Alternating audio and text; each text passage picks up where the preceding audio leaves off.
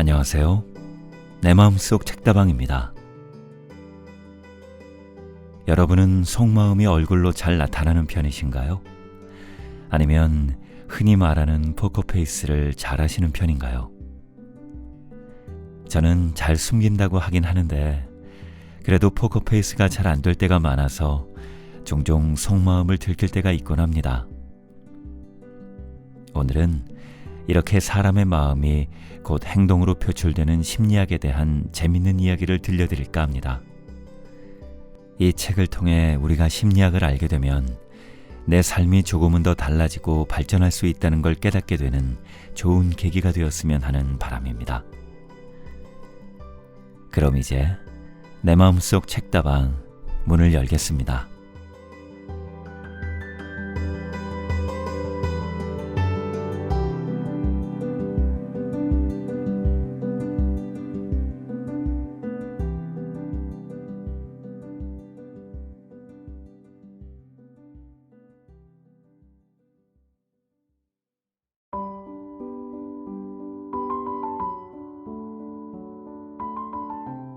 오늘 내 마음속 책다방에서 읽어드릴 책은 루시안 지음, 원영경 옮김, 도서출판 다연에서 펴낸 심리학이 이렇게 쓸모있을 줄이야입니다.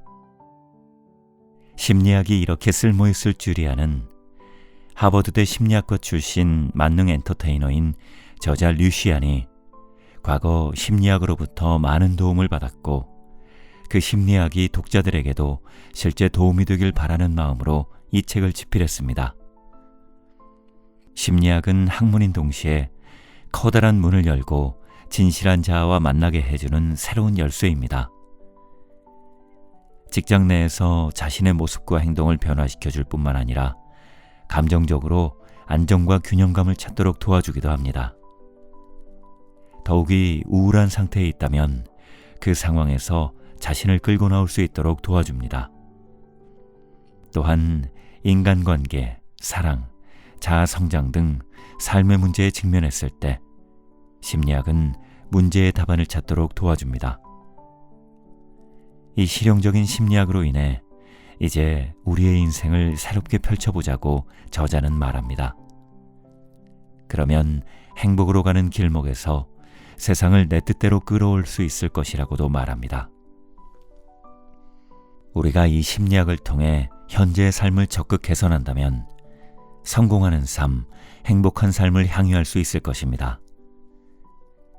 그리고 이 모든 것은 바로 우리가 이 책을 펼치는 순간 이 책 속에 담겨 있다고 저자는 자신 있게 말합니다.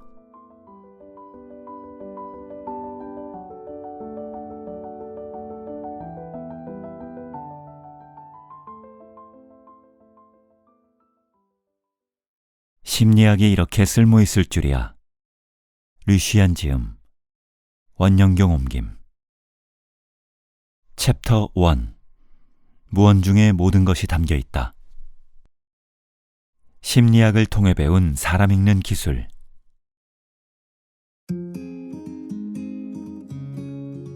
2009년 주요 서점을 강타하며 베스트셀러에 등극한 책이 있다.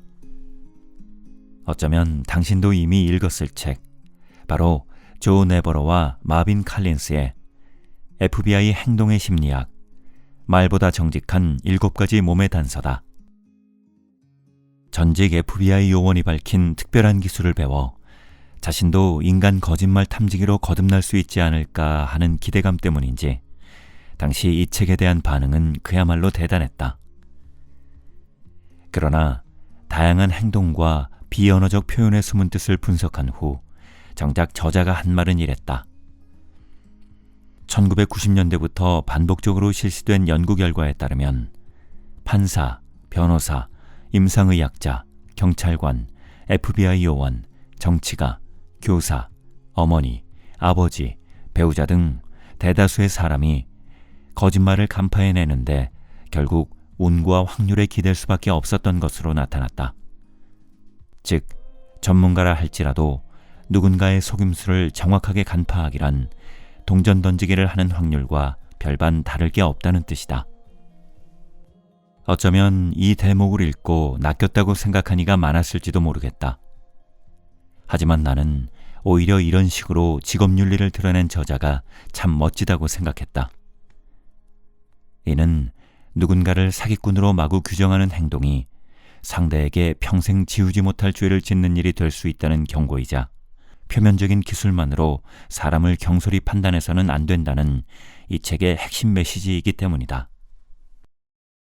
비슷한 맥락으로 사람들은 흔히 심리학자라고 하면 미국 드라마 라이 투 미 속 주인공의 모습을 떠올린다. 라이 투 미, 미세행동과 행동 전문가 칼 라이트만 박사가 사건의 숨은 진실을 탐색해 나가는 수사물. 설마 싶겠지만 실은 아직까지도 나를 관심법의 달인쯤으로 생각하며 이렇게 말하는 사람들이 있다. 와, 심리학 전공이라니 대단하세요. 그럼 사람 마음도 훤히 꿰뚫어 보시겠네요. 이럴 때 농담이 통할 것 같은 상대라면 나는 목소리를 깔고 드라마틱하게 대답한다. 그럼요. 하지만 직업윤리상 절대 다른 사람의 비밀을 발설하지는 않는답니다. 그러니 안심하세요. 물론 이런 농담이 항상 먹히는 건 아니다. 내 연기력이 부족해서인지 아니면 너무 리얼해서인지는 모르겠지만 내 말을 진담으로 받아들여 그 후로 나를 조심스럽게 대하는 사람이 적지 않으니 말이다. 심리학에서는 이러한 현상을 투명성 착각이라고 한다.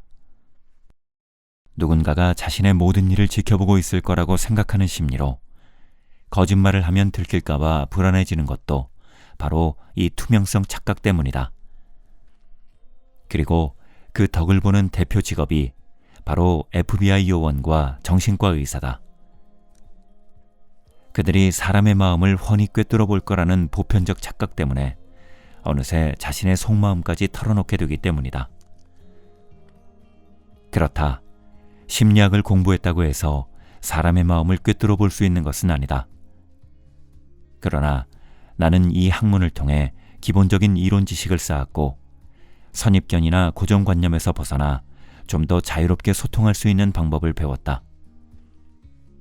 이로써 나보다 거짓말을 더 잘 간파하게 되었다고는 할 수 없지만 분위기 속에 숨겨진 디테일을 빠르게 포착해내고 그에 따른 여러 가능성을 예측해 유연하게 소통을 이어갈 수 있다고 자부한다. 무엇보다도 심리학 이론을 활용하면서 얻은 가장 큰 수확은 감정이입 능력과 감성지수를 높여 타인의 마음을 더 잘 이해하게 되었다는 점이다. 사회생활을 하다 보면 누구나 가면을 쓰고 또 보호색을 발동해 겉과 속이 다른 모습을 보일 때가 있다. 그러나 진정한 소통은 타인의 속을 파헤치는 것이 아니라 함께 볼륨 댄스를 추듯 스텝을 맞춰가는 것이라고 생각한다. 그래서 챕터 1에서는 상대를 리드하기 위해 필요한 기본 지식에 대해 이야기해 보려 한다.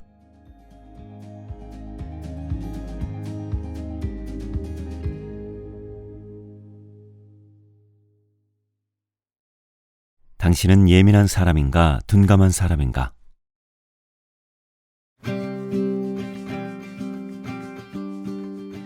사람들은 일상에서 사용하는 언어에 자신의 대인 민감성을 드러낸다. 그러므로 일상 속에서 드러나는 디테일, 즉 사소한 행동이나 어조 또는 사용하는 단어 등을 관찰하면 그 사람의 민감성을 알아낼 수 있다. 선천적으로 대인 민감성이 낮은 사람은 자기중심적인 성향을 보이며 심지어 트롤링을 하기도 한다. 트롤링, 사람의 관심을 받기 위해 자신의 쾌감을 위해 남의 기분을 망치기 위해 하는 악의적 행동. 한편 대인 민감성이 높은 사람은 사소한 것 하나하나에 신경 쓰는 경향이 있어 우울해지기 쉽다. 결국 대인 민감성은 너무 낮아도 또 너무 높아도 좋지 않다. 그래도 다행인 건 대인 민감성이 높든 낮든 모두 훈련을 통해 눈치를 키워 대인 민감성을 적정 수준으로 만들 수 있다는 사실이다. 여기서 우리가 지향해야 할 적정 수준의 대인 민감성이란 상대의 몸짓 언어, 얼굴 표정, 말투, 사용 단어 등으로 나타나지 않은 무언가를 읽어내는 동시에 지나친 추측이나 잡다한 정보에 스트레스를 받지 않을 정도를 말한다. 다만 본격적으로 훈련 방법과 기술을 알아보기에 앞서 반드시 명심해야 할 두 가지가 있다. 첫째, 마음을 열어 진심으로 타인을 이해하려는 마음가짐과 자신이 틀릴 수 있음을 인정하고 잘못된 것이 있으면 바로잡으려는 자세다. 둘째, 타인의 마음을 읽으려 할 때에는 반드시 가정이라는 전제하에 접근해야 한다. 타인의 마음을 읽는 일이란 기껏해야 추측일 뿐 100% 사실은 아니기 때문이다. 따라서 함부로 무엇을 단정하기보다는 완곡하게 접근하는 편이 좋다. 새로운 사람을 만났을 때에도 마찬가지다. 상대의 말이 모두 사실이라고 가정할지언정 섣부른 추측으로 상대를 제대로 관찰하고 또 소통할 기회를 날려버려서는 안 된다. 상대가 거짓말을 하고 있는 게 아닌지 알고 싶더라도 일단 상대의 말이 모두 사실이라고 가정한 뒤 그것이 과연 합리적인가를 자문하는 것. 이것이 바로 소통 심리학의 가장 기본적 원칙인 밀러의 법칙이다. 밀러의 법칙. 프린스턴 대학교 심리학과 교수 조지 밀러가 제시한 소통의 원칙. 한 사람의 말을 이해하려면 그의 말이 사실이라고 가정한 뒤 팩트를 체크해야 한다. 상대의 말을 무조건적으로 받아들이라는 의미가 아니라 자신의 주관적 견해를 배제한 채 상대의 사고방식을 이해하려고 해야 한다는 뜻이다.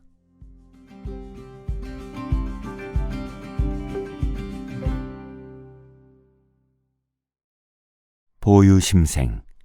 걸음걸이는 마음에서 비롯된다.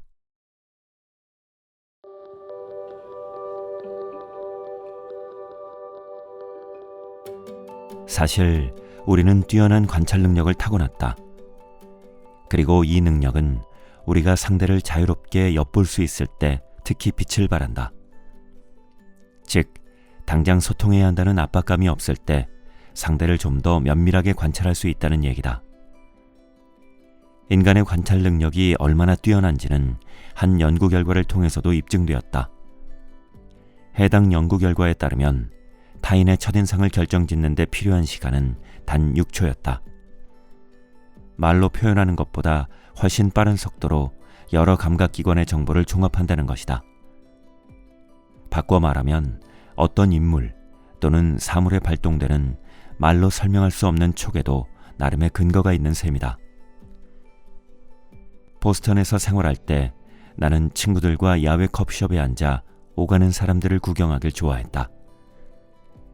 관찰력과 상상력이 풍부한 친구들과 행인들의 성격이나 생각, 행선지 등을 추측하고 있노라면 시간 가는 줄 몰랐다. 거기에는 친구 녀석들의 걸쭉한 입담도 한몫 톡톡히 했지 싶다. 저 녀석은 완전 쫙 빼입었네. 저런 옷차림이면 10중 8구 첫 데이트가 있는 날일 거야. 그런데 날티가 너무 나서 오늘 데이트는 실패겠는데? 저기 절뚝거리며 걷는 여자 좀 봐. 새 하이힐을 신고 나왔다가 발 뒤꿈치 까졌나 보다. 면접을 보러 가는 길 같은데 저렇게 사회 경험 없는 티가 나서야 원. 맙소사, 저 할머니는 누굴 놀라게 하려고 화장을 저리 독하게 하셨대? 물론 행인들은 우리가 자신들에 대해 이러쿵저러쿵 이야기를 하고 있을 거라고는 꿈에도 생각하지 못했을 것이다. 알았다면 바로 달려와 주먹을 날렸을 것인데 다행히 그런 일은 일어나지 않았다. 여하튼 허튼 소리가 절반인 행인 관찰학이라도 짧은 시간에 각종 가설을 세워 공감대까지 형성할 수 있었으니 정말 신기하지 않은가? 이는 사람들에게 정보로 활용할 만한 여러 신호가 있었기 때문에 가능한 일이었는데 그 중에서도 우리가 가장 먼저 주목한 신호는 바로 옷차림이다. 옷차림은 대개 한 사람의 사회적 지위나 직업 등을 암시해 우리가 그 사람에 대한 인상을 형성하는 데 매우 비합리적인 영향을 미치고 나아가 우리의 행동에까지 잠재적 영향을 준다. 실제로 한 실험 결과에 따르면 양복을 빼입은 사람이 빨간불에 길을 건넜을 때 다른 행인들도 그를 따라 신호를 위반할 확률이 평소보다 3배 이상 높게 나타났다고 한다. 이뿐만 아니라 의사가 환자와 이야기를 나눌 때 청진기를 목에 걸고 있으면 청진기를 사용하지 않더라도 환자가 의사의 말을 더 잘 기억하는 것으로 나타났다는 실험 결과도 옷차림의 영향력이 얼마나 큰지를 여실히 보여준다. 그런 의미에서 현재의 자신이 아닌 당신이 되고 싶은 자신에 걸맞게 옷을 입어라 라는 말에는 확실히 일리가 있다. 옷차림이 나를 대하는 타인의 태도에 영향을 미친다는데 자신이 대접받고 싶은 대로 옷을 입어야 하지 않겠는가? 다음으로 우리가 주목할 신호는 걸음걸이다. 걸음걸이는 몸의 표정이라고 할 수 있을 만큼 상당히 풍성한 신호를 내포한다. 즐거울 땐 걸음이 경쾌해지고 긴장했을 땐 자신도 모르게 다리를 떨게 되는 것처럼 말이다. 우리의 두 다리가 보내는 신호의 장점은 선조들이 이 땅에 뿌리를 내린 순간부터 줄곧 걷고 뛰는 원시적 기능을 담당한 만큼 그 반응 또한 매우 원시적이라는 데 있다. 생각해보라. 어려서부터 표정관리법을 배우는 데 비해 하반신의 움직임을 꾸미려 하는 사람은 거의 없지 않은가? 물론 꾸미려 해도 어려운 일이지만 말이다. 그래서 나는 이제 막 사회에 발을 들인 청년들에게 자신감을 키우고 싶다면 가장 먼저 구부정한 어깨를 펴고 활기차게 걷는 연습부터 하라고 조언한다.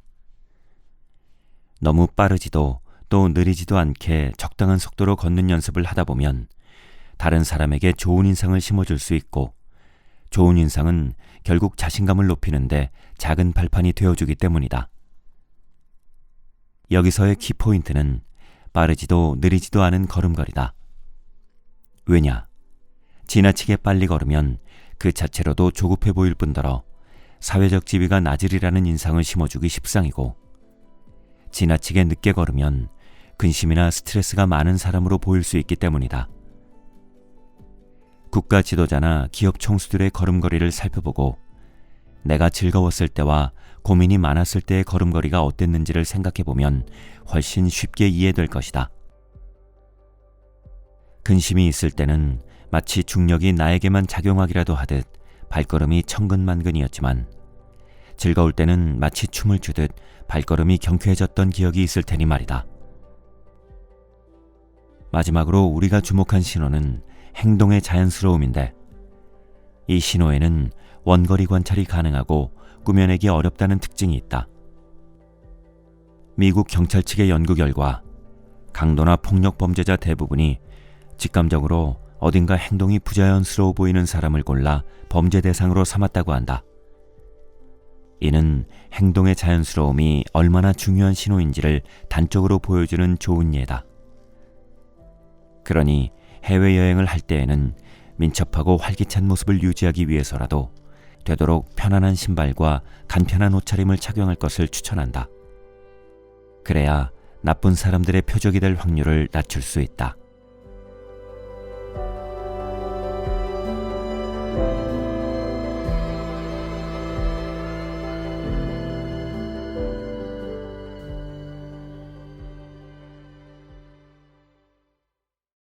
소통 온도계에 주의를 기울여라.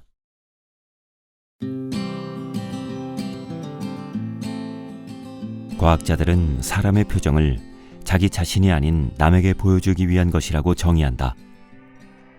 사람이 혼자 있을 때에는 별다른 표정을 짓지 않지만 누군가와 교류하기 시작하면 곧바로 다양한 표정을 드러낸다면서 말이다.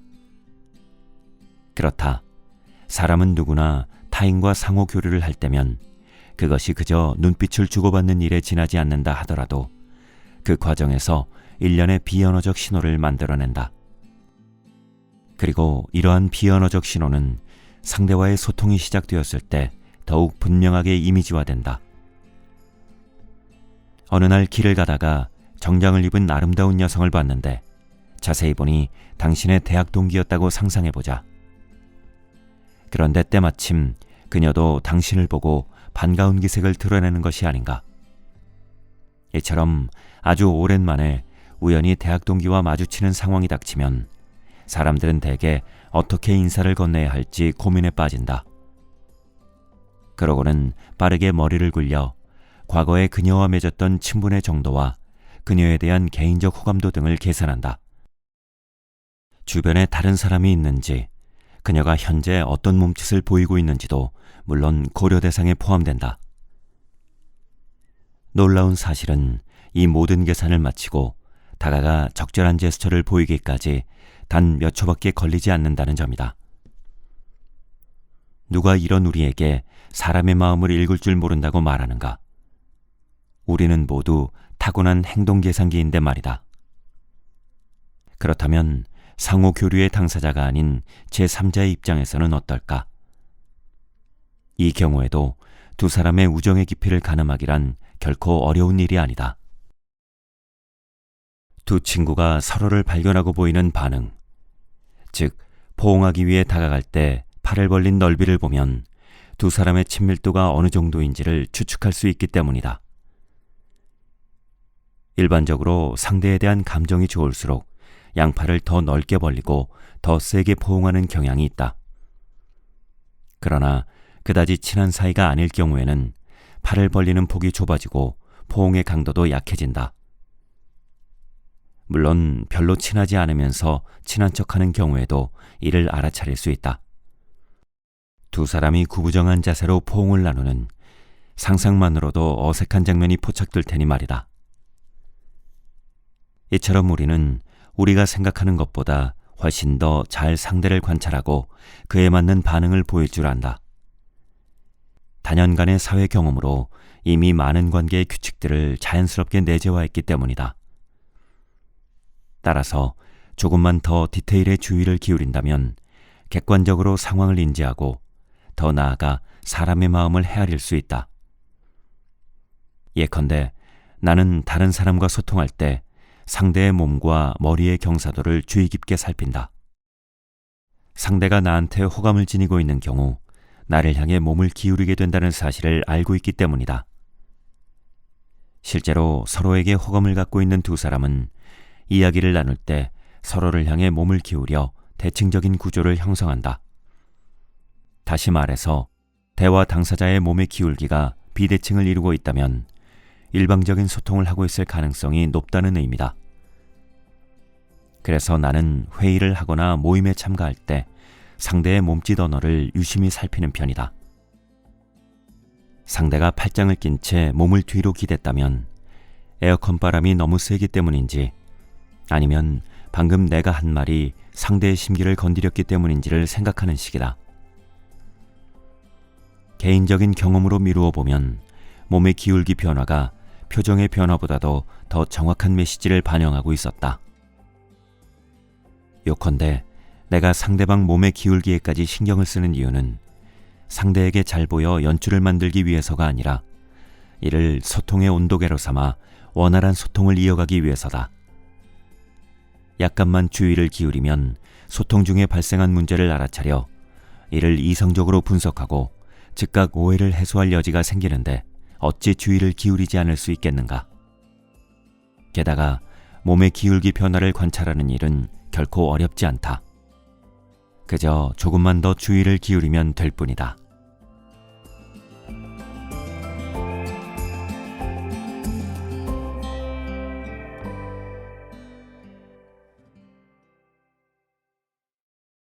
훈련을 통해 자아인식을 높여라.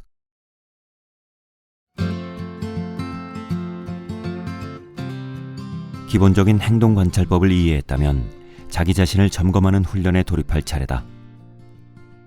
어떻게 하면 자신의 감정에 휘둘리지 않고 상대와 원활한 소통을 할 수 있을까? 또 어떻게 해야 선입견 없이 객관적으로 타인 또는 타인의 의견을 받아들일 수 있을까? 여기에는 자아인식이 필요하다.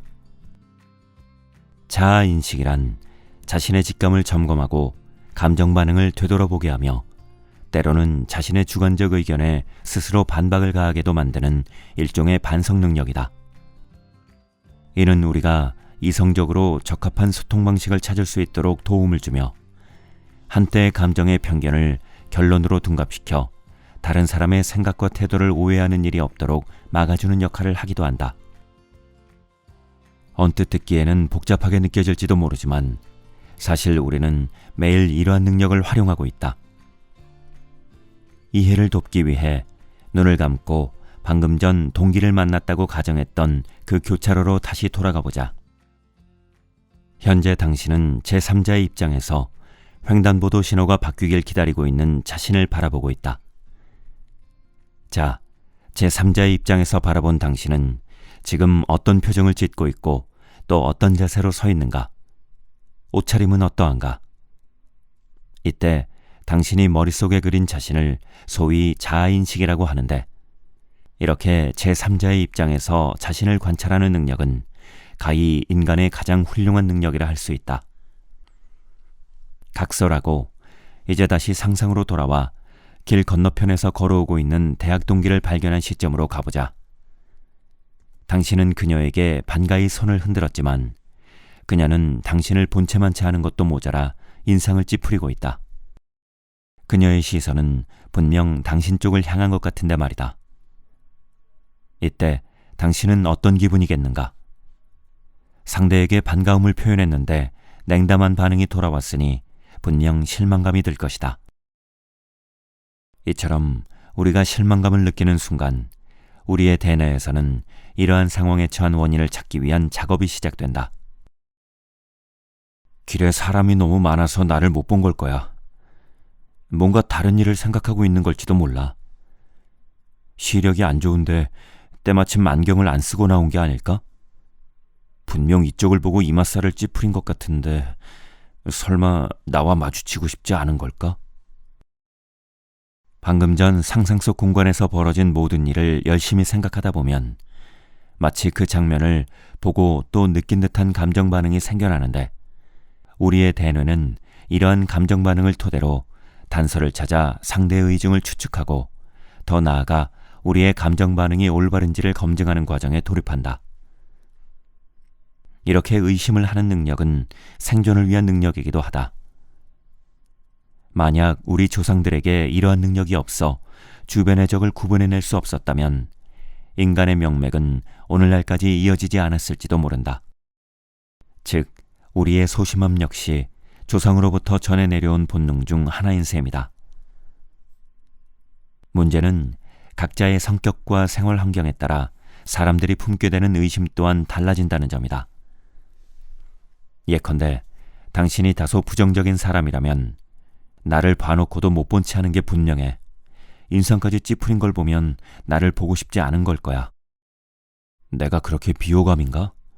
라는 의심을 품을 가능성이 있다.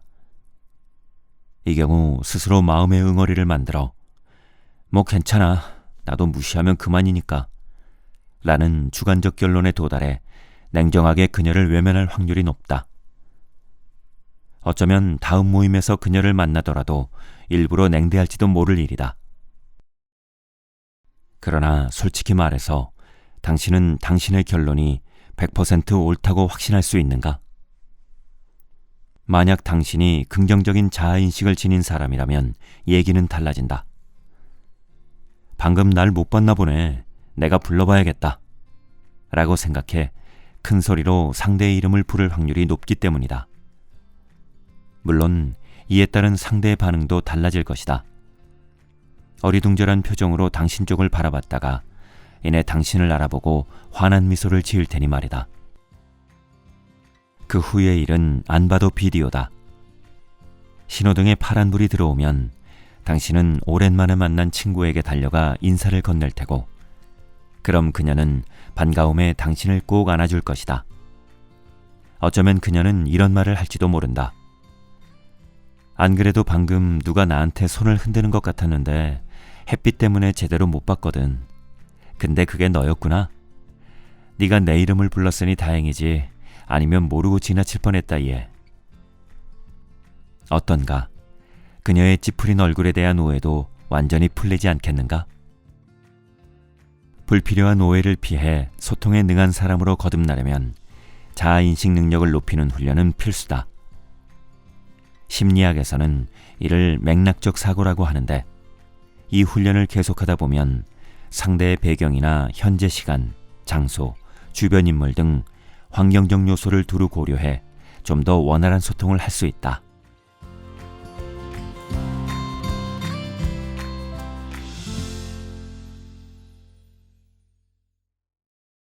사람의 마음을 읽는 맥락적 사고의 4단계.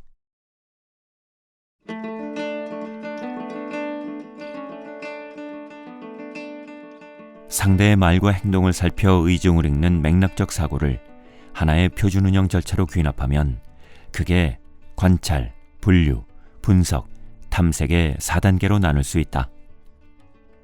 1. 관찰. 한 사람의 행동 거지를 관찰해 상대가 우리에게 어떤 느낌을 주는지에 주의를 기울이는 단계다. 우리는 때로 한 사람에게 큰 호감 또는 혐오감을 느끼면서 그 이유를 잘 설명하지 못하는 경우가 있는데, 진정으로 한 사람을 이해하려면 상대를 관찰하는 법을 배우기 전에 나부터 알아야 할 필요가 있다. 예컨대 나는 어느 특정 이미지나 옷차림, 종족, 피부색처럼 겉으로 드러난 개인적 특징에 대해 선입견을 갖지는 않았는지 자문한다. 자아인식이 부족하면 자신도 모르는 사이에 고정관념으로 사람을 대하게 되고 획득한 정보 역시 왜곡하기 십상이기 때문이다. 따라서 이 단계에서는 초심자의 마음으로 모든 상호작용에 임해 열린 마음을 유지하면서 현재의 상태에 집중해야 한다. 복잡하게 들릴지는 모르지만 자주 연습하다 보면 디테일을 관찰하는 능력과 반사적 판단을 제어하는 능력을 쉽게 기를 수 있다. 2. 분류. 일정 시간을 교류한 후에는 상대의 행동 특성을 분별해 습관성 행동을 알아내고 이를 통해 그의 평소 모습을 가정해보는 단계에 돌입한다. 다시 말해서 상대의 습관성 행동을 지표로 그 사람이 평소와 다른 행동을 보이는지를 분별해낼 수 있게 된다는 뜻이다. 예를 들어 상대에게 아랫입술을 깨무는 습관이 있다고 가정해보자. 상대는 성격이 급한 사람일 수도, 또 어쩌면 조금 초조한 상태일 수도 있지만 이는 중요한 사실이 아니다. 그러나 대화를 나누는 과정에서 상대가 갑자기 입술을 깨무는 행동을 멈췄다면 얘기는 달라진다. 이는 분명한 이상 신호이기 때문이다. 이럴 때에는 방금 무슨 일이 있었는지, 무슨 말을 했는지를 되돌아봐야 한다. 여기서 주의해야 할 한 가지는 입술을 깨물기를 멈췄다고 해서 상대가 초조하지 않다는 뜻은 아니라는 것이다. 어쩌면 상대는 더 초조하거나 화가 났거나 아니면 긴장이 풀어졌을지도 모를 일이다. 한 가지 확실한 점은 상대의 마음이 바뀌면서 습관성 행동에 영향을 주었다는 사실이다. 이 단서를 잡았다면 이제 상대의 마음이 바뀐 원인을 찾을 차례다. 개인적으로 나는 회의할 때 이 방법을 자주 사용한다. 예컨대 클라이언트에게 브랜드 분석 보고를 하고 클라이언트의 보디랭귀지를 주의 깊게 살핀다. 나의 분석이 만족스러우면 클라이언트는 대개 고개를 끄덕인다. 그러나 내가 어떤 포인트를 언급했을 때 클라이언트가 고개를 끄덕이지 않는다면 그들이 나의 말에 공감하지 않거나 그에 대해 생각해 본 적이 없어 놀랐을 가능성이 있다. 이럴 때 나는 즉각적인 반응을 보이기보다는 다른 이야기를 계속하다 잠시 후에 다시 그 포인트를 언급해 애둘러 상대의 의중을 떠본다. 그러면 보통 해당 문제에 대해 논의할 수 있는 두 번째 기회가 생기고 클라이언트도 좀 더 직접적으로 자신의 생각을 풀어낸다. 3. 분석. 평소 다리를 떨지 않는 사람이 갑자기 다리를 떨기 시작한다면 그는 긴장한 걸까? 흥분한 걸까? 아니면 지루한 걸까? 회의 시간이 길어져서 또는 방금 사장님이 들어와서 스트레스를 받은 걸까? 분석을 할 때에는 여러 환경적 요소를 고려해 다양한 가능성을 도출해야 한다.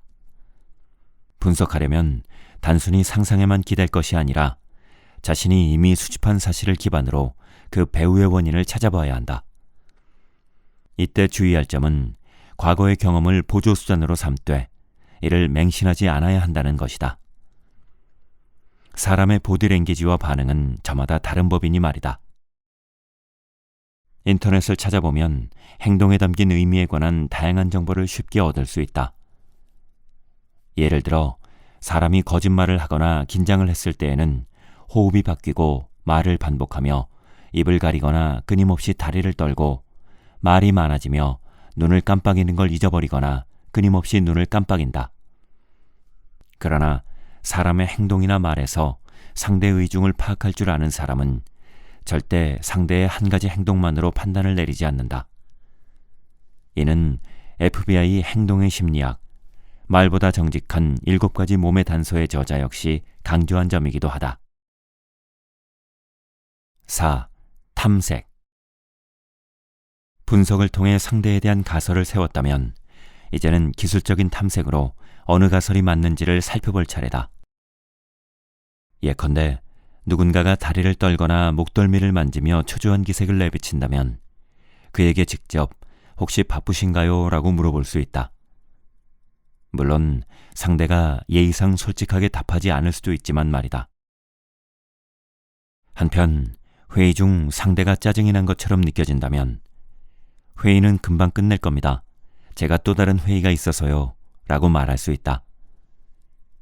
만약 상대가 이 말을 듣고 더 이상 다리를 떨거나 목덜미를 만지지 않는다면 그가 시간에 쫓기는 중이라고 확신할 수 있다.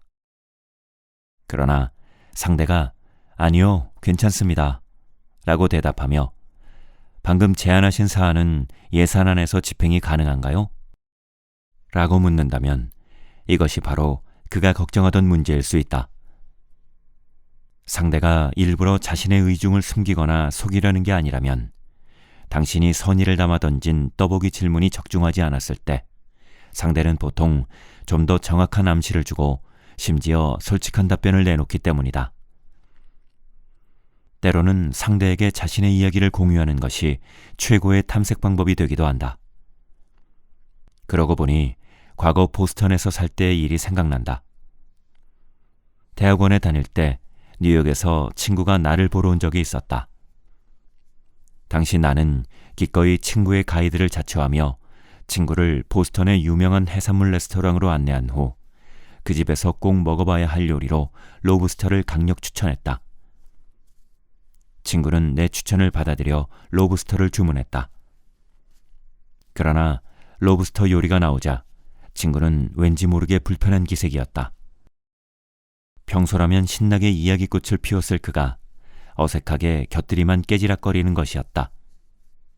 순간 나는 생각했다. 실은 로브스터를 별로 좋아하지 않는데 호의를 거절하기 뭐해서 내가 추천한 메뉴를 주문한 게 아닐까? 혹시 손에 묻히고 먹는 걸 싫어하나? 그러나 나는 친구에게 직접 물어보는 대신 내가 처음 로브스터 요리를 접했을 때의 이야기를 꺼냈다. 아이고, 옛날 생각나네. 그땐 정말 얼마나 난처했는지. 처음 로브스터를 먹었을 때 아주 난리도 아니었거든. 뭘 어떻게 해야 하는지 알아야 말이지. 중간에 있는 로브스터 내장을 먹느라 그 맛있는 집게발은 건드리지도 않고 포크로 꼬리살 바르려다가 튕겨나가서 살점을 바닥에 떨어뜨렸다니까. 그러자 친구는 하하 웃으며 말했다. 솔직히 말하면 나도 로브스터는 이번이 처음이야. 알고 보니 친구는 정말 나의 적극적인 추천을 무시할 수 없어 로브스터를 주문했지만 먹는 방법을 몰라 행여 망신을 당할까봐 조심하고 있었다. 다행히 내가 먼저 지난 경험담을 털어놓아 친구는 내가 자신을 비웃지 않으리라는 확신을 얻었고 결국 로브스터를 먹는 것이 처음이라고 솔직히 털어놓았다.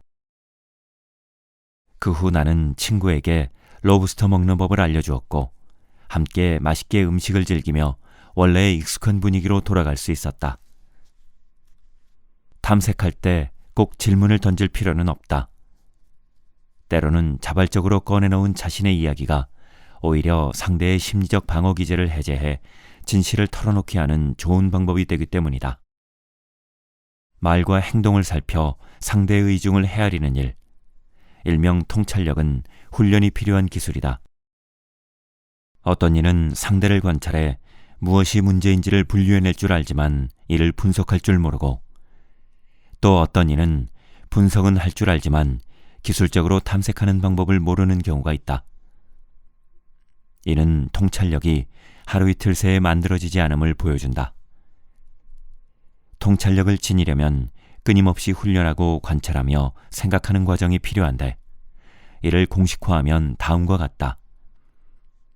통찰력은 자아인식 플러스 이성적 사고 분의 관찰 플러스 분류 플러스 분석 플러스 탐색. 우리는 흔히 눈치가 빠르고 영리해 보이는 사람을 여우에, 조금 둔하지만 우직해 보이는 사람을 곰에 빗댄다. 그러나 개인적으로 나는 우리가 우리의 권익을 지키며 분수에 맞는 삶을 살아가기 위해서는 곰 같은 여우가 될 필요가 있다고 생각한다. 특히 사회에 발을 들인 후에는 더더욱. 그리고 이를 위해서는 직관적인 관찰력과 이성적인 사고를 결합한 통찰력 키우기 훈련이 필수라고 본다. 실제로 이성적인 사고로 상대의 말과 행동을 살펴 의중을 헤아릴 줄 알면 저마다의 다름을 인정하고 받아들이는 데 큰 도움이 된다. 상대를 완벽하게 이해하지는 못하더라도 자아인식을 바탕으로 이성적으로 상대를 대하려는 마음 자체가 상대를 지지하고 인정할 수 있는 힘이 되기 때문인데, 이는 서로를 지지하고 존중하기 위한 핵심 요소이기도 하다. 자신의 언행이 상대에게 어떤 영향을 미칠 수 있는지에 주의를 기울이면 좀 더 나은 소통가가 될 수 있다. 또한 감성과 이성을 겸비한 사고, 섬세한 관찰력과 기술적 응대를 통해 사람의 마음을 더 잘 헤아릴 수 있으며 서로 간의 심리적 거리를 좁히고 상대에게 더욱 따뜻하고 시원시원하다는 인상을 심어줄 수 있다. 그러므로 말과 행동을 살펴 상대의 의중을 헤아리는 일은 단순한 처세법이 아니라 선의를 내포한 예의다. 그러고 보니 최근 한 결혼식에 참석했다가 들은 이야기가 생각난다. 한 청년이 대학 동기들과 함께 교회로 나들이를 갔다가 예쁜 아가씨와 친구가 되어 동행했다고 한다. 그런데 돌아오는 길에 그녀가 계속 팔짱을 끼고 앉아있더라는 것이다. 청년은 행여 자신이 한 말에 그녀가 불편함을 느낀 것이 아닐까 생각하고 있던 찰나 바람이 느껴졌다고 했다.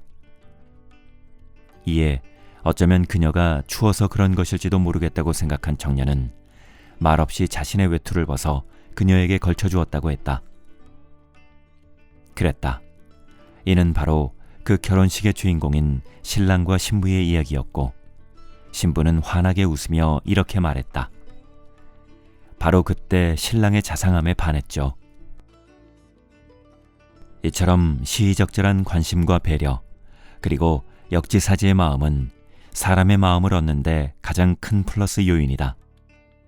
그러니 편안함과 섬세함, 그리고 배려를 지닌 사람이 되려면 상대의 말과 행동을 살펴 의중을 헤아릴 줄 아는 기술을 연마하라. 바로 그 기술이 당신의 가치를 배가시켜 줄 것이다.